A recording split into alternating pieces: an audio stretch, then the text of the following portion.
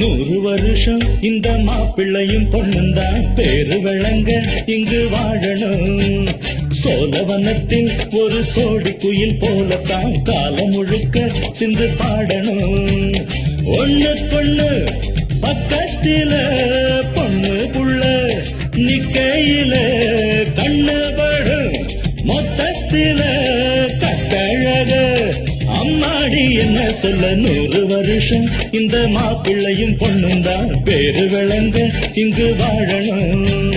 சோழவனத்தில் ஒரு சோடி குயில் போலத்தான் காலம் முழுக்க சிந்து பாடணும்.